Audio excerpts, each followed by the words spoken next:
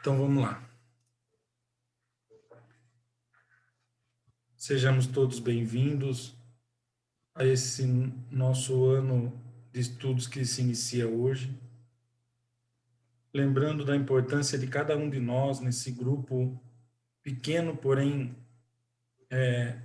com um objetivo muito claro de cada um de nós, e ao mesmo tempo aprender, ter condições de participar das preces e das orações por nós mesmos, pelo mundo, por nossos amigos e familiares.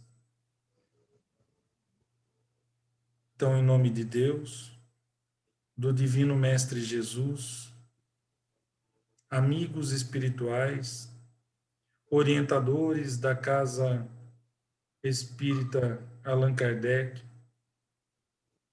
que nos intuem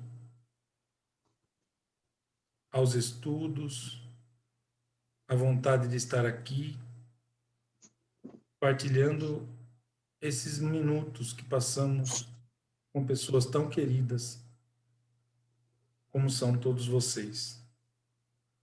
Gratidão à equipe de socorristas de Maria, que nesse momento espalham bálsamos e lenitivos em todos os locais onde há necessidade, nos hospitais, nas casas de idosos. Nesse momento tão importante que o mundo atravessa, nossa gratidão à espiritualidade maior, sobretudo a Ismael, nosso grande protetor. Pai nosso, que estais no céu, santificado seja o vosso nome, venha a nós o vosso reino, seja feita a vossa vontade, assim na terra como no céu. O pão nosso de cada dia nos dai hoje, perdoa, Senhor, as nossas dívidas, assim como nós perdoamos aos nossos devedores. E não nos deixeis cair em tentação, mas livrai-nos de todo o mal. Que assim seja, que assim se faça. Muito bem, meus queridos amigos, vamos lá. Nós temos o objetivo, evidentemente, que a era da transição está muito e cada dia mais clara para todos nós. Falamos no final do nosso estudo no ano passado que tudo isso que vem acontecendo, não é? Essa polarização toda em todos os sentidos, né? Não só a política, mas também a política e tudo isso que vem agregando e separando ao mesmo tempo, né? Estamos muito mais despertos e me parece que muitos optando ou escolhendo ou sendo conduzido para um lado, não é? E a transição ela se deu dessa forma na maioria dos globos celestes ou os planetas habitados que já passaram por esse processo. Quem leu Exilados da Capela, de Edgar Morin, e Exilados por Amor, de Lúcius, tem bem noção do que estamos atravessando nesse momento. Algumas comunicações estão sendo recebidas por médium no Brasil todo, né? Que o Brasil é um grande celeiro do espiritismo, né? Da doutrina dos espíritos, né? Prefiro dizer assim.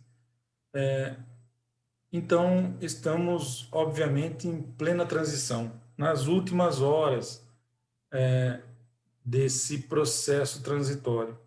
E acho que, quando pedimos a intuição para esse nosso primeiro estudo, nos foi passado as bem-aventuranças. Então, como nos preparar, né, ou preparar aos nossos, né, preparar Eu digo, por exemplo, aquele que trabalha se expondo, como a maioria de nós, como preparar aqueles que convivem conosco, preparando-nos para ser instrumentos, não é? Da bondade maior, dando o pouco que temos, como o Roberto costuma dizer, o pouquinho que temos, mas quando doamos, nós nos colocamos à disposição. E aí a espiritualidade age através de nós. Então, as bem-aventuranças, né, cabem muito bem nesse momento que estamos passando e vamos revê-las e, e fazer de tudo para aplicar isso no nosso dia a dia. Então, começando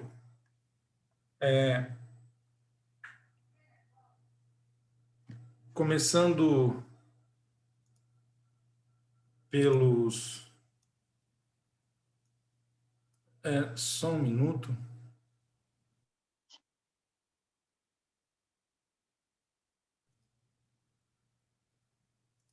Então, recebendo aqui a nossa querida Gláucia agora, né? Seja bem-vinda. E nós vamos, então, falar sobre as bem-aventuranças que o Cristo nos revelou, né? E a primeira é: bem-aventurados os pobres em espírito, pois deles é o reino dos céus. Então, o Evangelho de Mateus traz todas as bem-aventuranças e hoje nós falaremos sobre a primeira, que é os pobres de espíritos. Então, no Evangelho segundo o Espiritismo, no capítulo 7, Bem-aventurados os pobres de espírito, o Espírito da Verdade nos traz essa revelação. O que é preciso entender por pobres de espírito? Então, por pobres de espírito, Jesus não se refere aos homens desprovidos de inteligência, mas sim aos humildes. Então, ser pobre de espírito, nós já tratamos isso em ocasião anterior, ser pobre de espírito está longe de ser ignorante ou estúpido, ou desprovido de inteligência, ou sem noção. Esse não é o pobre de espírito. O pobre de espírito é, sim, aquele humilde que age com humildade perante a vida, se coloca no seu lugar perante o próximo, reconhece ser uma célula do todo que é Deus. Somos uma simples célula do corpo maior que se chama Deus. Então, ser pobre de espírito está longe de ser um ignorante em tudo, um ser desprezível, mas sim um ser humilde e que está tentando fazer ou faz tudo que está ao seu alcance para ser parte do plano do Cristo na Terra. E ele disse mais, que é deles o reino dos céus e não dos orgulhosos. E ao dizer que o reino dos céus é para os simples, Jesus quis dizer que ninguém é admitido lá sem a simplicidade do coração e a humildade do espírito. E aí, uma figura que ilustra bem o que estamos dizendo, ele próprio, antes de morrer na cruz por nós, lavou os pés de todos os seus apóstolos, não é? Então, o reino dos céus é daquele que carrega o coração humilde e se coloca no lugar da vida, ou busca o seu lugar na vida, sem atrapalhar a vida do próximo, sem querer o lugar de ninguém, sem se sentir melhor do que ninguém, porque Jesus, o Cristo, é melhor do que todos nós juntos, e ainda assim foi exemplo de simplicidade e de humildade. E ele continua dizendo que Jesus sempre colocou a humildade entre as virtudes que nos aproximam de Deus e o orgulho entre os vícios que nos distanciam dele. E uma questão muito interessante, que se alguém tiver curiosidade pode pesquisar, mas o livro dos Espíritos cita o orgulho 75 vezes nessa obra como um motivo do atraso do ser humano na Terra, do plano terrestre, e por ainda carregarmos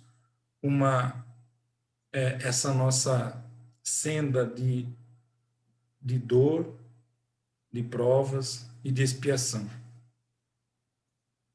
E complementa que mais vale, então, para a felicidade futura do homem, ser pobre de espírito, no sentido no mundo, e rico em qualidades morais, não é? Então, ser pobre de espírito é digno demais. É aquilo que todos nós deveríamos, precisaríamos alimentar em nós. Veja, o maior de todos nasceu num estábulo, numa manjedoura, foi filho de um carpinteiro, lavou os pés dos apóstolos, sabendo que estava próximo o seu derradeiro dia, entrou em Jerusalém montado em um jumento, sendo ele o, o melhor ou o maior representante de Deus na terra.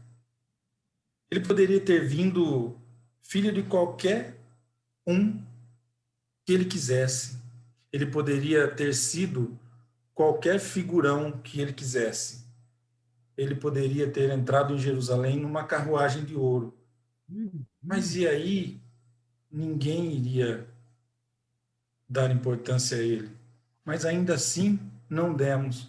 Ele foi crucificado entre dois ladrões. Esse foi o exemplo trazido pelo maior de todos, pelo melhor de todos, e que ainda assim se colocava na simplicidade, na humildade de ensinar que só o amor salva, fazendo ao próximo o que desejamos a nós mesmos. No Livro dos Espíritos, na questão 625, Kardec pergunta ao Espírito da Verdade: qual é o tipo perfeito que Deus tem oferecido ao homem para lhe servir de guia e modelo? E a resposta é Jesus. E ele complementa dizendo: para o homem, Jesus constitui o tipo da perfeição moral a que a humanidade pode aspirar na Terra. Deus nos oferece como o mais perfeito modelo, e a doutrina que ensinou é a expressão mais pura da lei do Senhor, porque sendo ele o mais puro de tantos que têm aparecido na Terra, o Espírito Divino o animava. O Espírito Santo, como alguns gostam de chamar, ou a centelha divina, ou a evolução perfeita do princípio inteligente. E ainda no capítulo 7 do Evangelho segundo o Espiritismo, continuando, ele diz que todo aquele que se eleva será rebaixado. E no Evangelho de Mateus, capítulo 18, ele complementa que, na verdade, se vos fizestes como menino, se não vos fizestes como menino, não entrareis no reino dos céus. evidentemente que o que ele quer dizer? Da simplicidade, da inocência, da pureza das crianças. Todo aquele que se humilhar e se fizer pequeno como esse menino, será maior no reino dos céus. E o que receber em meu nome um menino como este, é a mim que recebe. Por isso, quem somos nós para no nosso dia a dia se colocar melhor, mais sabido, mais ou melhor preparado, ou, enfim, numa posição melhor e maior do que o nosso irmão, quando, na verdade, o pobre de espírito, o humilde, é aquele que recebe o Cristo, e aquele ao qual o Cristo está de braços abertos a receber. E no Evangelho de Lucas, ele diz, porque todo aquele que se rebaixa será elevado, e todo aquele que se eleva será rebaixado. E lembra que nesse Evangelho, quem depois puder lê-lo, nesse Evangelho, do 7 ao 11, ele faz uma parábola, sendo entrando em uma casa onde seria servido um almoço, e vendo que todos queriam ocupar na mesa os melhores lugares, ele fez assim, essa parábola, dizendo a todos: quando for convidado para uma festa, não queira sentar nos primeiros lugares próximo do dono da festa, porque ele pode chegar e dizer para você: por favor, se levante e dê o lugar para esse daqui, sendo esse uma figura mais importante ou próxima do dono da festa. E assim você será desprezado, criando assim uma situação constrangedora para si mesmo. Então ele diz: antes, senta no final da mesa, porque quando o dono da festa se aproximar, irá dizer para você: amigo, levanta-se daí e senta mais próximo de mim. Assim você se sentirá glorioso, se sentirá importante por um momento, sabendo que tal pessoa o recebe de braços abertos. Então, os últimos, não é? Nesse caso, aquele que se rebaixa poderá ser elevado, mas aquele que auto se promove, esse será rebaixado. O Espiritismo, através, né, porque todos nós sabemos ser a doutrina dos Espíritos a terceira revelação. Moisés, vindo com todo o aparato bíblico do Antigo Testamento, a primeira e maior manifestação mediúnica daqueles tempos, colocou as leis mosaicas em ordem, pondo fim a um período ruim, a um mundo de adorações profanas, de vários deuses, pondo ordem, apesar de suas leis serem duras, era o que tinha que ser para aquele momento. Posteriormente vem o Cristo, trazendo a lei de amor à luz de seus ensinamentos e dizendo que não pode dizer tudo, mas virá o Espírito da Verdade, que permanecerá convosco até o fim, e este sim poderá lhes dizer coisas que hoje não posso dizer. Então, o Espiritismo, como a terceira revelação, vem confirmar os ensinamentos, exemplificando-os e mostrando-nos que os grandes no mundo dos espíritos são, na verdade, os pequenos na Terra. E, frequentemente, Os bem pequenos lá são aqueles que se colocaram como maiores aqui no reino da terra. Lembrando da parábola da festa. Não se eleve, deixe que a vida o faça. Deixe que a sua importância apareça por aquilo que faz e não por aquilo que pensa que é. Seja a luz, mas não ofusque a luz dos outros. Faça com que cada luzinha brilhe, mas que a sua seja de tal intensidade que seja reconhecido nos lugares por onde vai, pelo bem que pratica e principalmente pela humildade que carrega. E aí ele diz que os primeiros, né, que são os grandes no reino dos céus, ao morrer levam aquilo que são a verdadeira grandeza, que são as virtudes, seja ela qual for, ou todas elas. O verdadeiro homem de bem carrega em si, pelos cálculos que fizemos, cerca de 80 virtudes, e ainda Santo Agostinho complementa dizendo que as 80 não são todas, mas quem as tiver está no caminho para ser um verdadeiro homem de bem. Então, entre todas elas, a humildade nos leva à verdadeira virtude. Porque na questão 893 do Livro dos Espíritos,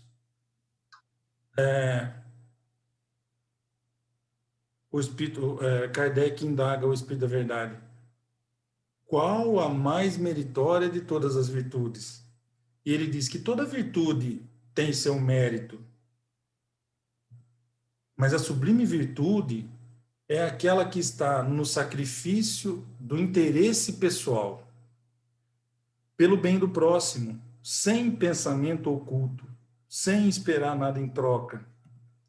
Mas a meritória, ou a mais meritória, é a que se assenta na mais desinteressada caridade. E aí, quem tiver um tempinho, abra o Evangelho segundo o Espiritismo, no capítulo 13, que não saiba a vossa mão esquerda o que dá a vossa mão direita. Aqui em casa, nós somos convidados a ler essa passagem por 3 domingos seguidos. Então, fixando o nosso conteúdo mental, nosso patrimônio mental, intelectual, isso nos conduz a praticar a caridade moral, aquela que verdadeiramente pode se chamar caridade. E terminamos com a passagem de Paulo na primeira epístola aos Coríntios, quando ele diz que são 3 virtudes: a fé, a esperança e a caridade. Essas permanecem, mas dentre elas, a mais excelente é a caridade. Então, que todos nós que buscamos esse lugar no reino dos céus, que na realidade, quando imaginamos o céu, nós falamos o universo como um todo, sem necessariamente sermos expurgados da terra pela morte, para podermos pertencer a um reino de felicidade. A felicidade ainda não é deste mundo, mas será. E quando falamos o reino dos céus, falamos na casa de meu pai, existem muitas moradas. Não vamos esperar a morte do corpo para resgatar a felicidade que podemos ter. Assim, tentemos buscá-la no nosso dia a dia, nas pequenas coisas, sendo úteis. Só é feliz quem é livre. Só é livre quem assume responsabilidades. Que possamos, sendo livres, buscando assumir o nosso papel na responsabilidade da vida, lembrar que o pobre de espírito ser pobre de espírito é o nosso objetivo, porque a humildade e a simplicidade está nessa condição do espírito de pobre. Não é espírito pobre, é pobre de espírito. É diferente. Então, buscando assim praticar a caridade moral, como diz no Evangelho segundo o Espiritismo, nesse capítulo que orientamos a todos que possam ler durante a semana.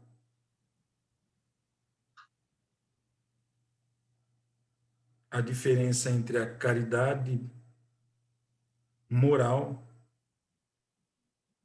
é enorme diante da caridade que vemos aí fora sendo praticada,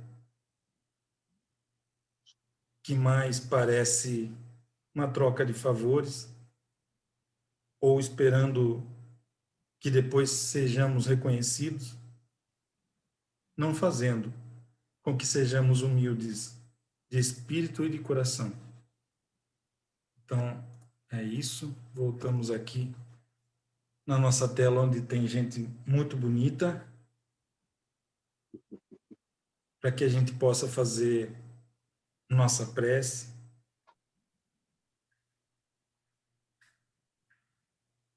Hoje, a Fernanda colocou mais cedo a intenção do nosso amigo Cláudio, o esposo da Ângela, que faz parte do nosso grupo. Como não fazer a nossa prece elevando o nosso pensamento mais amoroso também por nossa querida mãe, Dona Romana, que ela se recupere bem. Esse é o nosso desejo, sei que de todos nós, que nesse momento em sua casa ela possa receber todo o nosso amor, todo o nosso respeito,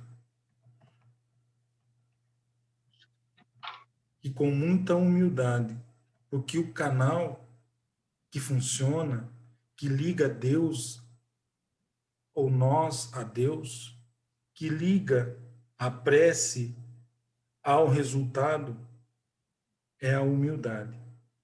Ninguém pode fazer uma prece ou ministrar um passe magnético achando que vai resolver o problema do outro, porque não assim não funciona. Temos que ter a humildade em assumir o nosso mísero papel na cura de alguém necessitado, pois sem a vontade e a fé desta pessoa, jamais um médium ou qualquer outro religioso consegue fazer ou exercer um milagre. Assim, com muita humildade, façamos a nossa prece, esse hino de caridade e de amor, e que todos nós que temos em nossos lares nossos próprios problemas, as pessoas do nosso meio, enfermos e necessitados,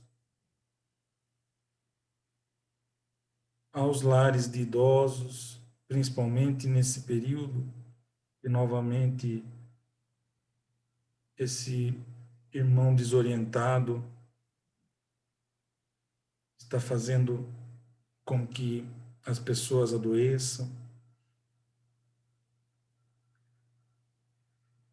Que todos sejam visitados pela equipe de socorristas de Mãe Maria, orientados pelos trabalhadores da casa da Dona Romana. Se alguém tiver um pedido especial, faça em pensamento durante a nossa prece nesse momento.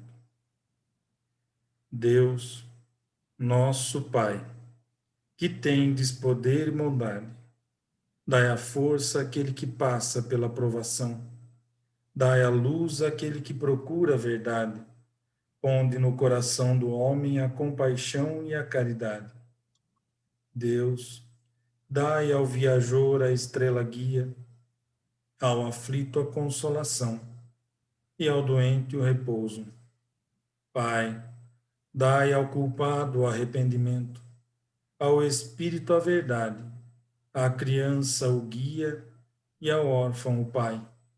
Senhor, que a vossa bondade se estenda por sobre tudo que criastes.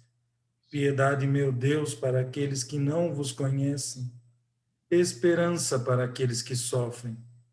Que a vossa bondade permita hoje, neste momento, aos Espíritos Consoladores derramarem por toda parte a paz, a esperança e a fé.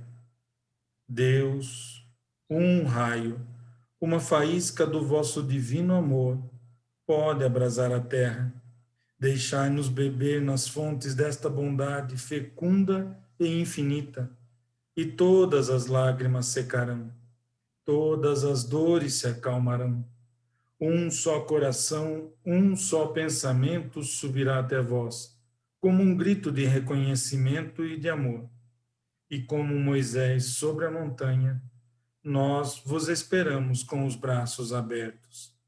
Ó poder, ó bondade, ó beleza, ó perfeição, e queremos de algum modo alcançar a vossa misericórdia. Deus, dai-nos a força de ajudarmos o progresso, a fim de subirmos até vós. Dai-nos a caridade pura, dai-nos a fé e a razão. Dai-nos a simplicidade que fará dos nossos espíritos o espelho onde se deve refletir a vossa santíssima imagem. Que assim seja, que assim se faça. Pois bem, então, nós terminamos essa parte do estudo que começamos hoje. Vocês já perceberam que nós vamos longe, né? A segunda-feira que vem, o Roberto prepara a parte dele também. E aí, na sequência, ele colocará. Se alguém, durante esse ano, nós estamos só começando. Se alguém tiver algum assunto que gostaria de ser estudado aqui no grupo, por favor, escreva, ligue, mande e-mail, faça qualquer coisa, que nós teremos muita satisfação em pedir a espiritualidade maior, a intuição, para que o tema seja abordado e explanado.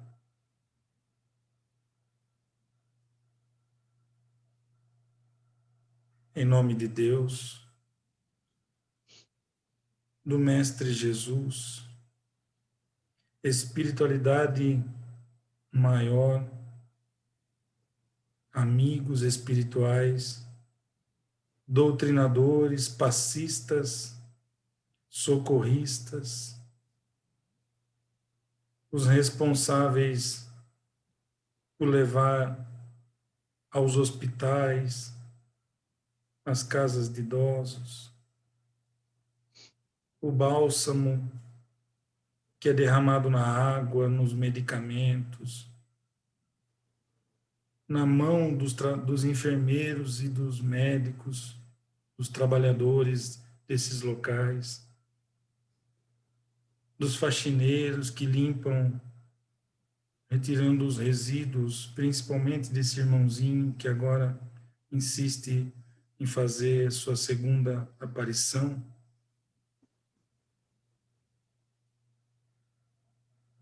Que todos sejam abençoados. E peço especialmente que todos, nessa oração final, elevem seus pensamentos pelos espíritos reencarnantes, aqueles que são convocados e convidados a virem ao nosso planeta contribuir para esse momento que estamos passando, os próximos anos, que não serão 2 ou 3, muitos virão de Sírios, de Órion, muitos ainda vêm da capela para ajudar-nos nessa transição. As famílias e os lares que esperam e que buscam receber um desses irmãos, abram os braços, as mentes e os corações para recebê-los, orientá-los, para que a missão possa ser de cada um cumprida. Gratidão, Senhor, por mais essa oportunidade. Pai nosso que estais no céu, santificado seja o vosso nome, venha a nós o vosso reino, seja feita a vossa vontade, assim na terra como no céu. O pão nosso de cada dia nos dai hoje. Perdoa, Senhor, as nossas dívidas, assim como nós perdoamos aos nossos devedores. E não nos deixeis cair em tentação, mas livrai-nos de todo o mal. Que assim seja, que assim se faça. Obrigado, Senhor, por mais essa oportunidade.